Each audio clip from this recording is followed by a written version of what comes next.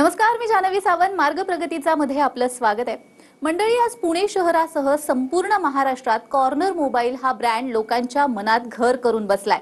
2006 साली एका मराठी माणसाने जुन्या बाजारातून एक काउंटर घेऊन सुरू केलेला हा प्रवास आज 27 पेक्षा अधिक शॉप्स पर्यंत पोहोचलेला आहे. झोपडपट्टीमध्ये राहून रस्त्यावर सिम कार्ड विकणाऱ्या या प्रवासात ग्राहक म्हणजेच देव ही भावना जपणारे सुधीर वाघमोडे यांच्याशी आज आपण संवाद साधणार आहोत. सर, कार्यक्रमात आपलं खूप खूप स्वागत आहे. नमस्कार. नमस्कार.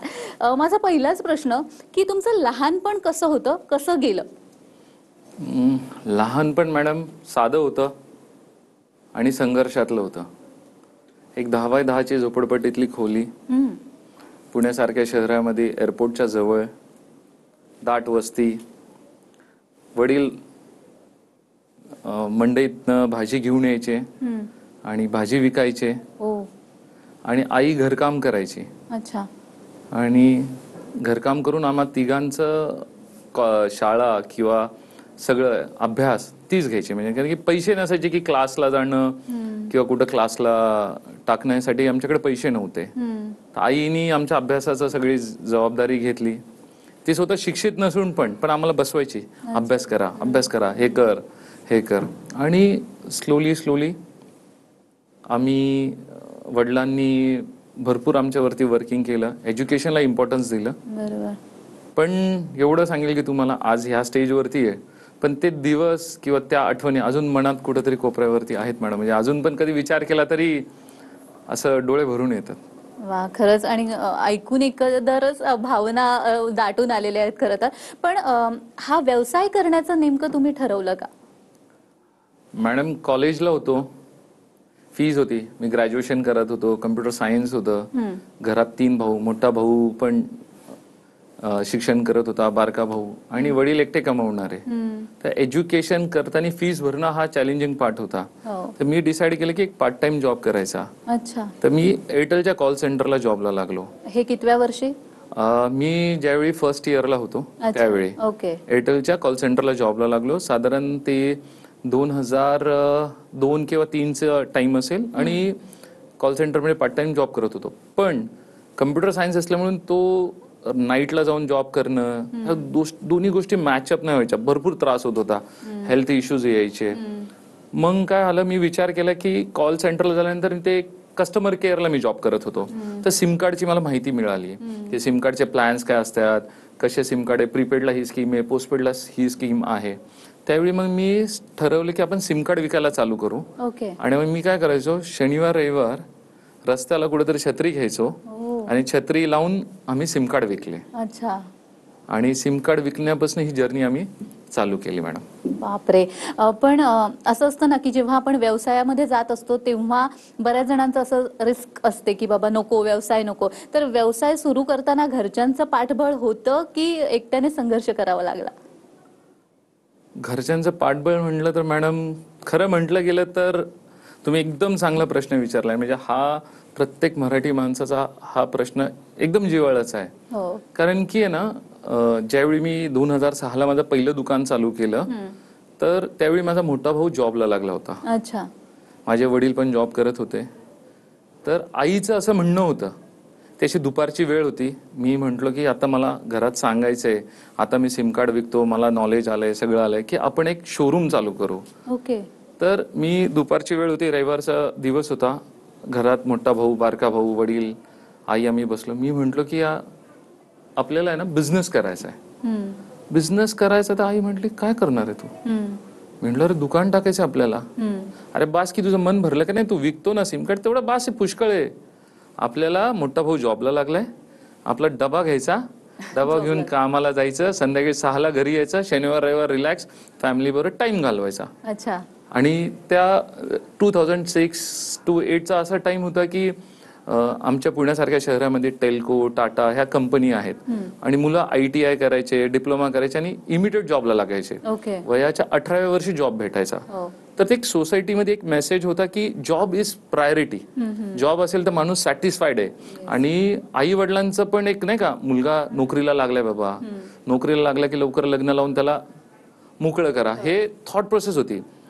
आणि मग मी घरात सांगितलं करायचं. आई म्हटली नाही, आपलं तू कामाला लाग, ग्रॅज्युएशन झाले तुझं, तू चांगल्या कंपनीमध्ये IT मध्ये जॉब भेटेल, तू जॉब कर. पण 2 दिवस गेले आणि मग मी वडिलांपाशी परत बोललो की म्हणलं नाही हो पप्पा, मला आहे ना करायचंच आहे, माझी इच्छा आहे, प्लीज. मला म्हणले कर. काय करायचंय तुला? म्हटलं दुकान टाकायचंय. काय करणार? मग त्यांनी म्हणले ठीक आहे, तुला काय लागेल ते मी मदत करायचा प्रयत्न करतो, पण आपल्याकडे पैसे नाही आहेत. बरोबर. आम्ही घरात परत बसलो. मोठ्या भावाचा विरोध आला मला की यार नको, कुठंतरी चुकतोय तू, तुला जॉब भेटेल. 2006ला 20-25 हजार रुपयाचा मला जॉब भेटला असता. मी फर्स्ट क्लासनी ग्रॅज्युएशन पास आउट होतो. जॉब भेटेल तुला, तू काय करतोय असं? म्हटलं नाही, करायचा, बिझनेस करायचा आहे. आणि 1.5 लाख रुपये आमच्याकडे भांडवल जमा झालं. मी जुन्या बाजारात गेलो, एक काउंटर आणलं मॅडम. 3,000 रुपयाचं काउंटर आणलं आणि टिंगरेनगर मध्ये 5,000 भाड्याचं एक दुकान घेतलं आणि तिथं मी व्यवसाय चालू केला. आणि माझ्याकडे भांडवल 1.5 लाख रुपये होते. एक मावस भाऊ आहे, त्यांनी 1.5 लाख दिले. असं टोटल आमच्याकडे 3 लाख रुपयावरती मी कॅपिटलवरती बिझनेस चालू केला. आणि लाईफ मध्ये टर्न अराउंड आला की टिंगरेनगर छोटंसं टाउन आहे, विश्रांतवाडी एक मार्केट प्लेस आहे. तर मार्केट प्लेस मध्ये एक दुकान मोकळं झालं होतं, पण तिथलं भाडं होतं 13,000 रुपये. तर मी डिसिजन घेतला की आपल्याला शिफ्ट करायचं दुकान. घरचे म्हणले अरे एक केलं, समाधानी आहे ना, बास ना, अजून कशाला तुला एवढं मोठी झेप लगेच? म्हटलं नाही, करायचंय. आणि वडिलांची जिद्दपेक्षा वडिलांनी, म्हणजे मी तुम्हाला सांगू का, वडील हातगाडीवरती भाजी विकायचे माझे. तर त्यांच्यामध्ये ते एक सेल्स होतच की यार काहीतरी आपण व्यवसाय केलेला आहे, म्हणजे बिझनेसचं त्यांच्यामध्ये होतं स्वतः. तो मला असं वाटतं माझ्या DNA आलेला आहे. आणि मग मी विश्रांतवाडी म्हणून बाजारपेठेत 13,000 रुपयाचं दुकान रेंटल घेतलं. आणि मी माझं एक मोठं शोरूम 350 स्क्वेअर फूटचं, ते 100 स्क्वेअर फूटवरनं डायरेक्ट 350 स्क्वेअर फूटचं दुकान मी 2006 जून महिन्यात, म्हणजे 2 महिन्यांनीच बाजारपेठेत एक दुकान चालू केलं. म्हणजे तुम्ही म्हणलं तसं की पहिलं दुकान तुम्ही कुठे आणि कोणत्या परिस्थितीत सुरू केलं, पण व्यवसाय करत असताना सगळ्यात मोठा अडथळा कधी आला? अडथळा मॅडम तर भरपूर आले, पण मला असं तुम्हाला सांगायचं आहे की मी ज्यावेळी कॉलेजला होतो त्यावेळी मी ऑलवेज आहे ना पुस्तकं वाचायचो. आणि कारण की आपण ज्यावेळी शाळेत असतो, आपण शाळेमध्ये महाराजांचा इतिहास फक्त वाचला. आणि शाळेत फक्त महाराजांच्या इतिहासात आपल्याला काय शिकवतात? युद्ध, लढाई, ह्याच गोष्टी आहेत. ज्यावेळी मी कॉलेजला आलो, मी पुस्तकं वाचायला लागलो, लायब्ररीत गेलो कॉलेजच्या. मी एक पुस्तक वाचलं, शिवाजी महाराज अँड MBA. शिवाजी महाराज आणि MBA. ते पुस्तक माझ्या लाईफचं टर्न अराउंड होतं. आणि मला महाराजांनी स्वराज्य निर्माण करण्यासाठी जे अर्थशास्त्राचा उपयोग केला, की कसं रेव्हेन्यू जनरेशन किंवा कसं सगळ्या जनतेला सांभाळायचं, कशी प्रजा सांभाळायची, कसं राज्य सांभाळायचं, ह्या गोष्टी ज्यावेळी मी त्या वाचल्यानंतर मी विचार केला की महाराजांनी खरं व्यवसायात येण्यासाठी प्रोत्साहन दिले लोकांना. जसं भगवद्गीतेमध्ये प्रत्येक, आज आपण म्हणतो की भगवद्गीतेचे श्लोक वाचले पाहिजे, गीतेत लिहिलेले गोष्ट घडतात, तसं महाराजांच्या बाबतीतलं पुस्तक हे वाचणं खरंच गरजेचं आहे मॅडम. नाही, खरंच. आणि आता तुम्ही सांगितलंय म्हणून की अर्थशास्त्रामध्ये सुद्धा महाराजांकडून खूप सारं शिकण्यासारखं आहे. आपण फक्त युद्ध, त्यांनी केलेल्या लढाया आणि त्यांनी जिंकलेले किल्ले एवढंच खरं तर ऐकत असतो. आणि खरंच खूप प्रेरणा मिळते तुम्हाला हे सगळं ऐकून. पण मला विचारायचं ते तुमच्या कॉर्नर मोबाईल बद्दल. कॉर्नर मोबाईल म्हणजे नेमकं काय आणि कधी सुरू केलं, ते एक्सपांड करण्याचा निर्णय तुम्ही कधी घेतलेला आहे आणि त्यामागचं कारण नेमकं काय? 2006ला एक छोटंसं दुकान होतं. 2006 ते 2009 पर्यंत एकच दुकान होतं. 2009ला मी सेकंड ब्रांच ओपन केली आणि ओव्हरऑल 2015 पर्यंत मी त्याच पोझिशन पर्यंत होतो. पण मी 2015ला एक कोर्स केला, द गेम ऑफ बिझनेस. तो जो कोर्स केला ना, तो course was the turn around for me. आणि तो टर्न अराउंड माझ्या लाईफ मध्ये इतका मोठा आला कारण की माझी बँडविथ ओपन झाली. नाही तर पहिलं असं होतं की एक म्हण आहे की मालकच स्वतः गुलाबजामुन बनवतोय, मालकच गुलाबजामुनचं तळतोय, मालकच विकतोय आणि मालकच गल्ल्यावरती हिशोब करतोय. हीच माझी पोझिशन होती. मी माझ्या दुकानात स्वतःच सेल्समॅन, स्वतःच परचेसर, स्वतःच बॅक ऑफिस, स्वतःच अकाउंट्स. आणि त्याला लिमिटेशन्स आले. म्हणजे मी 1 ते 2 दुकान करू शकलो, पण ज्यावेळी मी तो कोर्स केला माझी बँडविथ ओपन झाली. Okay. And I came to know की कसा बिझनेस स्केल करायचा, कसं सिस्टम आणायची, कसे प्रोसेस सेट्स करायच्या. आणि सिस्टम्स आणि प्रोसेस सेट करत we are now at 27+ branches महाराष्ट्रात संपूर्ण आहेत आमच्या आज. वा वा, खरंच ग्रेट. पण कधी असं वाटलं का की आता हे सगळं थांबवावं, सोडून द्यावं? असं तर मॅडम वाटतं, पण आहे ना, मी म्हटलो ना, मी महाराजांना मी आदर्श मानतो माझा, छत्रपती शिवाजी महाराजांना. तर एक काळ होता, जर तुम्हाला आठवत असेल, आपण शाळेत शिकलेला एक काळ होता. त्या काळामध्ये लोक घोड्यावरती यायचे, आपल्या स्त्रीला महिलाला घेऊन जायचे, तिच्याबरोबर चुकीच्या गोष्टी व्हायच्या आणि तिला आणून सोडायचे. त्यावेळी एक माणूस जन्माला आला, त्या माणसाने सांगितलं की मी हे सहन नाही करणार, हे चालणार नाही. तो काळ होता मुघलांचा.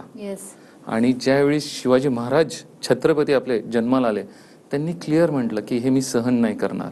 आणि त्यांनी ह्या गोष्टीचा प्रतिकार केला आणि त्यांनी स्वराज्याचं निर्माण केलं. आणि पूर्ण भारतामध्ये त्यांनी मराठा साम्राज्य वाढवण्याचा प्रयत्न केला आणि पूर्ण भारतात मराठा साम्राज्य होतं. तर जर महाराज ला ह्या करण्यामध्ये एवढे अडथळे आले असतील तर मला काय हो, मी तर फक्त दुकानात, माझ्या आज 27 पेक्षा जास्त दुकान आहेत, तर ते प्रॉब्लेम्स मला काहीच वाटत नाही. मी असा विचार करतो की महाराजांना आलेले प्रॉब्लेम्स इतके मोठे होते जे त्यांनी प्रॉपरली हँडल करून सेटल केले. तर मला काय आज प्रॉब्लेम आला ना, मी घाबरत नाही. इट्स यूज टू झालोय मी. मला वाटतं यार ठीक आहे, काय आहे, मॅनेजर चॅलेंज येईल, ब्रांचचा काय प्रॉब्लेम, काही नाही, इट विल हॅपन. आणि ती प्रोसेस आहे, मी यातनं जाणार. आणि इतका स्ट्रॉंगली मी बिल्ट झालो की चेंज, कॉन्फिडन्स भरपूर येतो मॅडम. नाही, खरंच आपल्याला असं वाटत असतं की आपलंच दुःख मोठं आहे, पण कितीतरी पटीने दुःखी माणसंही असतात आणि ती आपल्या संघर्षावरती मात करत असतात. त्यांच्याकडनंच खरं तर शिकण्यासारखं असतं. पण कॉर्नर मोबाईल्सचे आता पुढचे प्लॅन्स आहेत, काय आहेत, नेमकं काय ठरवलंय, काय करायचं आज? मॅडम, कॉर्नर मोबाईल 27 पेक्षा जास्त ब्रांचेस आहेत. आज आम्ही एक चांगला टर्नओव्हर रीच झालेलो आहे. माझं स्वप्न आहे 2027 पर्यंत कॉर्नर मोबाईलचं SME IPO लॉन्च करायचं. ओके. 2027 ला कॉर्नर मोबाईल IPO लॉन्च करेल, हे माझं स्वप्न आहे. खरंच खूप ग्रेट. आणि मला तुमच्या या संघर्षाबद्दल आणि एकूणच तुमच्या यशस्वी कारकिर्दीबद्दल अजूनही ऐकायचंय. मात्र वेळ झालेली एका छोट्याशा विश्रांतीची. कुठेही जाऊ नका, पाहत रहा मार्ग प्रगतीचा.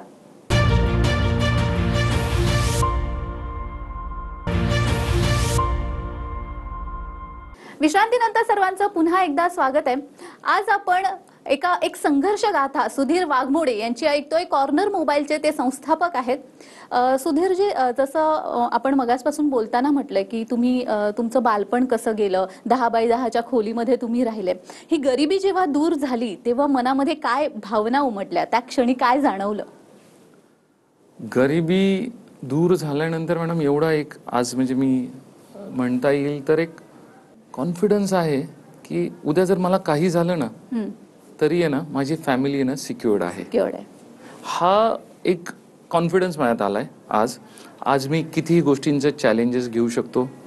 मी आज शोरूम ओपन करताना मला कुठली भीती नाहीये की ते शोरूम चालेल नाही चालेल.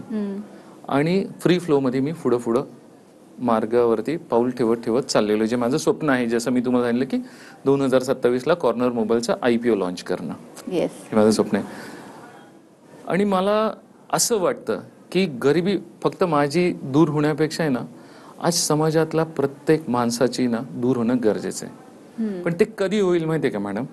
ज्यावेळी आहे ना प्रत्येक जातीतला, प्रत्येक धर्मातला, प्रत्येक पंथातला, प्रत्येक कुटुंबातला एक तरी माणूस आहे ना व्यवसायात येईल, त्याच वेळी प्रत्येकाची गरिबी दूर होईल. आणि मी तुम्हाला सांगू का, मराठी माणसामध्ये जी जिद्द आहे ना बिझनेसमध्ये येण्याला, फक्त तो घाबरतो, पण ज्यावेळी तो येतो तो कुणालाही घाबरत नाही. तो त्याचे पाऊल कसं 1 नंबरला होण्यासाठी प्रयत्न करतो ना, ऑलवेज त्याच दिशेने मार्गसर असतो मॅडम. अगदीच मला तुमचं हे अगदीच पटलेलं आहे की मराठी माणूस व्यवसायात यायला घाबरतो, पण एकदा आल्यावरती तो नंतर नक्कीच यशस्वी होतो. पण आता तुम्हाला जे पण ऐकता आहेत लोक किंवा जे प्रेक्षक तुम्हाला पाहतायत, तर त्यांच्या मनात हा प्रश्न असेलच की त्यांनाही व्यवसाय सुरू करायचा आहे. तर असा व्यवसाय सुरू करायचा असेल तर कोणत्या गोष्टी महत्त्वाच्या आहेत? बिझनेसमध्ये ना मॅडम जर यायचं असेल ना, तर सगळ्यात पहिले ना आपल्याला ना बिझनेसची ना पूर्ण केस स्टडी आहे ना समजून घेणं गरजेचं असतं. आणि ज्यावेळी आपण बिझनेसमध्ये येतो, इमिडिएट तुम्हाला प्रॉफिट बिझनेसमधनं कधीच काढायचा नसतो. आणि ज्यावेळी तुम्ही बिझनेसमध्ये येणार, तुम्हाला प्लॅन घेऊन यायला लागतो की मला मिनिमम 18 महिने हा मला नो प्रॉफिट असणार. आपण भांडवल घेऊन येतो कशासाठी? बिझनेस स्टार्ट करण्यासाठी. पण त्याच्यानंतर ज्यावेळी तुम्ही बिझनेस स्टार्ट करता, तो रन करताना पण तुमचे लॉसेस होत असतात. तो लॉस इन्क्युअर करण्यासाठी पण तुम्हाला भांडवल रेडी ठेवणं गरजेचं आहे. आणि सिस्टम, जेवढं तुम्ही सिस्टमवरती काम करचाल, आज गव्हर्नमेंटच्या एवढ्या चांगल्या पॉलिसीज आहेत, गव्हर्नमेंटच्या स्कीम्स आहेत की तुम्हाला लोन्स आज मिळणं सोपं झाले. पहिले जर तुम्हाला लोन घ्यायचं असतं तर तुम्हाला लाईनीत थांबायला लागायचं, तुम्हाला रेफरन्स लागायची, ओळख लागायची, त्याच वेळी लोन्स भेटता यायचे. आता तसं नाही आहे. तुम्ही तुमचं प्रोफाईल करा, प्रोफाईल रेडी करा आणि you go to the bank. Bank available आहे तुम्हाला लोन देण्यासाठी. आणि स्टार्टअप्ससाठी तर India is nothing like anything. म्हणजे मी खरंच सांगेल, गव्हर्नमेंटचा आभारी आहे की स्टार्टअप जे पण बिझनेसमध्ये करण्याचा प्रयत्न करत आहे, गव्हर्नमेंट इज हेल्पिंग एव्हरीवन. पण सिस्टम आणि प्रोसेसवरती काम करायचं. मी ह्या गोष्टीला मानतो की आत्ताची गव्हर्नमेंट जेवढं तुम्हाला हेल्प करते किंवा तुम्हाला प्रोत्साहन देते, तेवढंच तुम्ही गव्हर्नमेंटचे टॅक्स, गव्हर्नमेंटचे लॉस सगळे फॉलो करणं आहे. कारण की आज गव्हर्नमेंटचं म्हणणं आहे की म्हणजे मला असं वाटतं की तुम्ही आज जर कुठली चूक केली, त्याला चूक नाही मानलं जाणार, त्याला तुमची चोरी मानली जाईल. कारण की गव्हर्नमेंटने सगळं फ्री फ्लो केलं. आज तुम्हाला इन्कम टॅक्स असेल ऑनलाईन भरा, जीएसटी रिटर्न्स असतील ऑनलाईन भरा. म्हणजे आज तुम्हाला कुणाकडे जाण्याची गरज नाहीये. इतकं सोपं करून ठेवलेलं आहे. बिझनेसमध्ये येणं इतकं सोपं आहे. फक्त टिकणं, इमानदारी आणि आपल्या कस्टमरच्या प्रती लॉयल्टी आणि आपण आपलं जे प्रोडक्ट आहे त्याच्या कस्टमरला खरा कसा यूज आहे. म्हणजे मी आज फोन विकतो तर मी असा विचार नाही करत. आमच्याकडे कस्टमर आलं ना, माझा पहिला प्रश्न असतो की सर तुम्हाला यूज काय ह्या फोनचा. We understand the requirement. आजची यंग जनरेशन आहे, भरपूर लोक आहेत ना, फोन फक्त स्टेटस सिम्बलसाठी घेतात मॅडम. पण मी त्यांना विचारतो, खरं गरज आहे का? आज तुम्ही लाख 1.5 लाख रुपयाचे फोन्स घेणार आहेत, त्याचे यूज आहे का तुम्हाला? फक्त जर शो ऑफसाठी घ्यायचं असेल तर घेऊ नका. आणि माझं क्लिअर इंटेन्शन आहे. म्हणजे आमच्याकडे असे कितीतरी कस्टमर्स आहेत ज्यांची परिस्थिती नसते, पण मुलांना हट्ट करतात फोन पाहिजे. पण मी प्रयत्न करतो, मुलांना समजवतो की नको रे, तुझी आई बिचारी हार विकतीये आणि तू म्हणतो मला आयफोन घ्यायचा आहे. किती चुकीचं आहे. ती दिवसभर रस्त्यावरती मंदिराच्या बाहेर बसून हार विकते. जे काय पैसे जमा करते ते कुणासाठी आहे? तुमच्या शिक्षणासाठी, एक चांगलं घर हो. त्यापेक्षा प्रयत्न करा, आई एखादं दुकान घेईल आणि दुकानात जाऊन ती हार विकेल किंवा काहीतरी वेगळं त्यातनं फॉरवर्ड इंटिग्रेशन, बॅकवर्ड इंटिग्रेशन, तुम्ही डेकोरेशन्स, कार डेकोरेशन्स, फ्लावर डेकोरेशनचा बिझनेस करा. तू एवढं इन्व्हेस्टमेंट करणार, बिचारीचे सेव्हिंग घालवणार. आणि मला माझे कॉम्पिटिशन म्हणतात तू चुकीचं काम करतो. पण नाही, मी खरं सांगतो, मी सगळ्यांना एक रिक्वेस्ट करेल की आहे ना, आपल्याला खरी गरज असेल ना तरच पैसे इन्व्हेस्ट करणं गरजेचं आहे. आणि चांगल्या कामातच तुमचे पैसे लागले पाहिजे. आम्ही आलेल्या प्रत्येक कस्टमरला सांगतो आणि माझ्या टीमला पण हेच आहे की आपल्याला कस्टमरला फोन नाही विकायचे, त्यांच्या इमोशन्स समजून घ्या, त्यांची गरज समजा आणि त्याच हिशोबाने त्यांना फोन द्या. अगदीच. म्हणजे जेव्हा तुम्ही हे सगळं बोलताय ना, तुमच्यातला व्यावसायिकातला एक माणूस दिसतो आहे. कारण जनरली आपण कस्टमर कसे खेचले जातील आपल्याकडे हे पाहत असतो, जास्तीत जास्त आपण त्यांना कसं देणार हे पाहत असतो. पण तुमच्याकडून एक वेगळीच दिशा मिळते आहे. आणि 27हून अधिक असं तुम्ही म्हणालात की तुमचे शॉप्स पर्यंत तुम्ही पोहोचलेला आहेत. कामगारही बरेच असतील तुमच्या हाताखाली. या सगळ्या कामगारांना कसं बांधून ठेवता, कसं सांभाळता? मॅडम, माझ्याकडे तुम्ही जे शब्द वापरला कामगार, ते माझे कामगार नाही आहेत. मी प्रत्येकाला माझा बारका भाऊ समजतो. आणि जो माझ्यापेक्षा वयाने मोठा त्याला म्हणतो माझा मोठा भाऊ आहे. माझ्याकडं मला जे आज माझ्याकडं, मी बिझनेसमध्ये आज 20 वर्ष होतील 2026ला.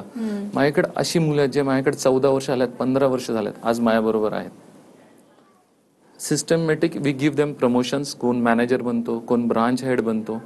आणि आज मागील 3 वर्ष झाले मी आज अशी सिस्टम आमच्यामध्येच बिल्टअप केली आहे. तुम्ही माझ्याबरोबर होते एवढ्या वर्ष तू मला दिले, तर मी आज त्याला माझी ब्रांच ओपन करून देतोय, त्याला माझा चॅनल पार्टनर बनवतोय, त्याला कॉर्नर मोबाईलचा एक ब्रांच ओपन करून त्याला माझा फ्रँचाइज पार्टनर बनवतोय, दॅट टू विदाउट इन्व्हेस्टमेंट.